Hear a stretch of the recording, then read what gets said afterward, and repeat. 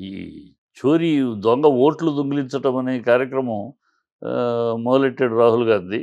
అది ఎంతవరకు నిజము, ఎంతవరకు రాజకీయ డ్రామా తెలీదు గానీ, అది రాజకీయ డ్రామా అయితే మాత్రం బ ఈ రాహుల్ గాంధీ అంటే ఎందుకు రాజకీయ డ్రామా అని అనుమానం వస్తుందంటే, రాహుల్ గాంధీ ఇన్ని సంవత్సరాల్లో ప్రతిసారి ఏదో ఒకటి రాఫెల్ కాడ నుంచి ఏదో ఒకటి వాగేయటం, నిందలేసేయటం, ఆరోపణలు చేసేయటం, తర్వాత ఆధారాలకు వచ్చేటప్పటికి తెల్లమొహం వేయటం, డోర్ తిప్పేయటం. హిట్ అండ్ రన్ పాలసీలో నడుస్తున్నాడు ఇన్ని సంవత్సరాలు. అందుకని ఇది కూడా ఎంతవరకు నిజము, ఆధారాలుంటే వీళ్ళు ఎలక్షన్ కమిషన్ ఏమో ఛాలెంజ్ చేస్తున్నారు. మీరు ఆధారాలుంటే పెట్టండి. 65,00,000 బీహార్‌లో పోయిందంటే ఈ ఎలక్షన్ కమిషనర్‌నేమో వెబ్‌సైట్‌లో పెట్టాము, మీరు చూడండి కావాలంటే వెబ్‌సైట్‌లో చూసుకోండి. చూసుకోకుండా మాట్లాడతారేంటి? ఆధారాలుంటే అఫిడవిట్ వేయండి, అఫిడవిట్ వేయండి అని అడుగుతున్నారు. మరి ఆధారాలుంటే రాహుల్ గాంధీ దగ్గర ఇంత మాట్లాడుతున్నాడు, ఇంత గట్టిగా మాట్లాడుతున్నాడు. ఇవాళ పార్లమెంట్‌ని కూడా స్తంభింపజేశాడు. పార్లమెంట్‌లో కూడా రాజ్యసభ వాయిదా పడింది. పార్లమెంటు, లోక్‌సభలో అల్లరి ఇంత చేస్తున్నారు. మరి ఆధారాలుంటే పెట్టేయచ్చు కదా! దేశానికే మంచిది కదా! ఒక పార్టీకి కాదు కదా! దేశానికే మంచిది కదా! ఇది ఒక పార్టీకి సంబంధించిన విషయం కాదు కదా!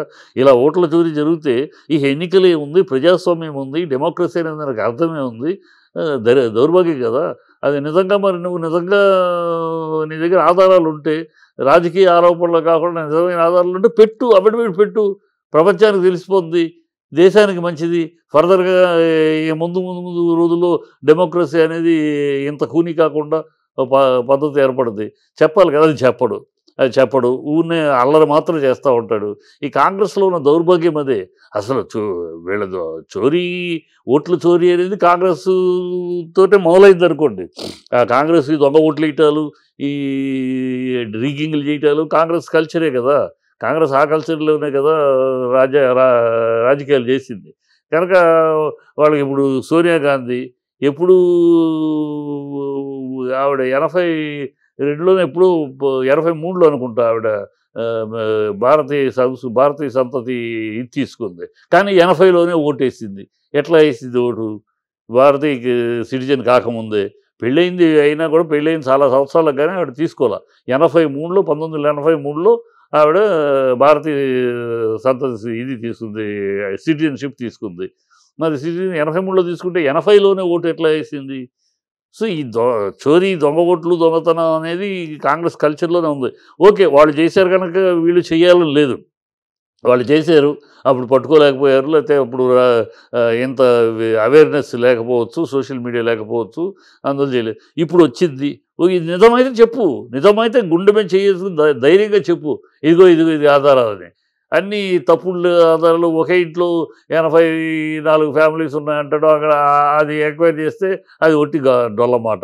ఇలాంటి అబద్ధాలతోటి అల్లకల్లోలం చేయటం, ఆ అబద్ధాలతోటి ఒక అల్లరి సృష్టించటం, తప్పితే దేశంలో భారతదేశంలో డెమోక్రసీ లేదని ప్రపంచ దేశాలు మన వెంక వేలెత్తి చూపేట్లా చేయటం, ఈ దౌర్భాగ్య పనులొద్దు. చేస్తే సిన్సియర్‌గా నీ దగ్గర ఆధారాలుంటే పెట్టు. ఆధారాలు చూపించు. ప్రజలు తెలుసుకొని నిజంగా తప్పు జరిగితే తప్పు. ఇప్పుడు దీంట్లో 2 రకాలున్నాయి. నిజంగా వాళ్ళు చోరీ చేశారు అంటే బీజేపీ చేస్తే కాశ్మీర్‌ని వదులుకుంటారా? వెస్ట్ బెంగాల్‌ని వదులుకుంటారా? తెలంగాణను వదులుకుంటారా?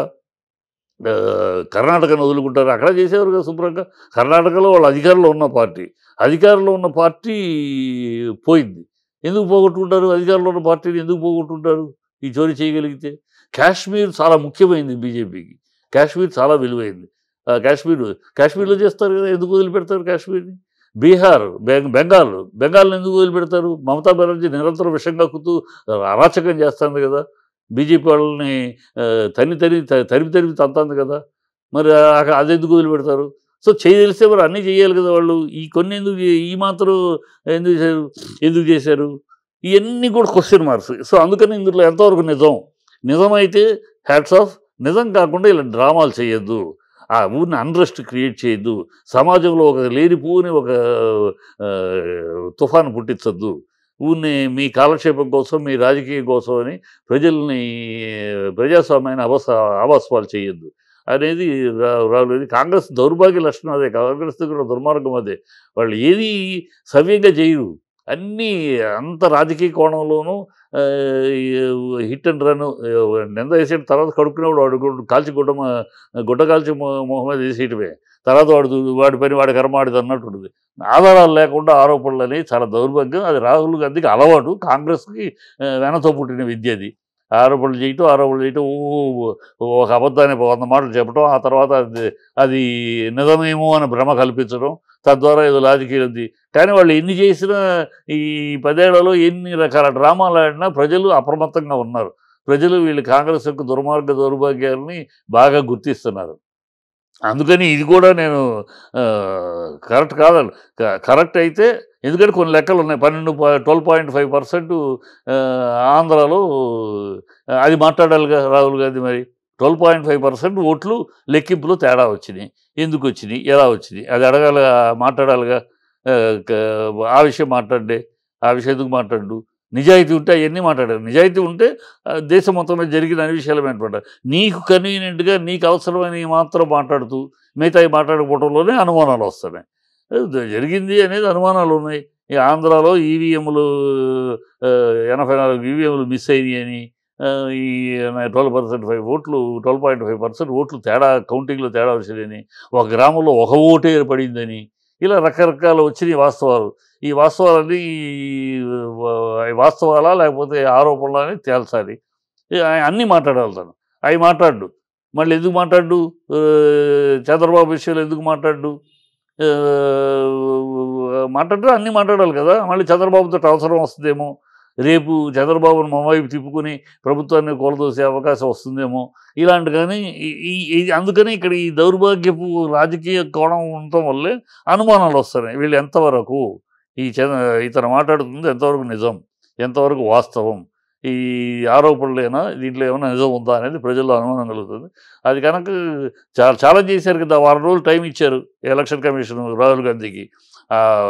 అఫిడవిట్ అన్నా ఫైల్ చేయండి, లేకపోతే క్షమాపణ అన్నా చెప్పండని. చూద్దాం ఈ వారం రోజుల్లో ఎప్పటికైనా ఊరిని అల్లరి చేయడం, అసెంబ్లీలు నడవకుండా, పార్లమెంట్లు నడవకుండా దొమ్మి చేసి, రోడ్లు అల్లర్లు చేసి పుట్టించడం కాదు కదా! అది కాదు కదా చేయాల్సింది. ఉంటే నిజంగా దమ్ముంటే జమ్మని వేసి ఒకసారి కోర్టులో తేల్చేస్తే మొత్తం బయటపడుద్ది. అప్పుడు ఎవరు తప్పు ప్రజలు తెలుసుకుంటారు. ఈ ప్రజాస్వామ్యం మన దేశంలో జ్యుడిషియరీ ప్రజాస్వామ్యం ఎంత గట్టిగా ఉందో తెలుస్తుంది కదా! ఊరిని ఏదో వేషాలు వేయకూడదు.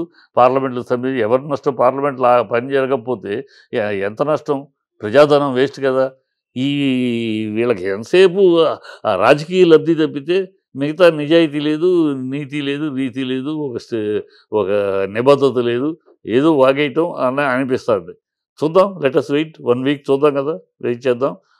రాజీవ్ గాంధీ అలవాట్లో పొరపాటులాగా ఈ హిట్ అండ్ రన్ను దొమ్మి కేసేనా? లేకపోతే నిజంగా దమ్మున్న కేసా చూద్దాం.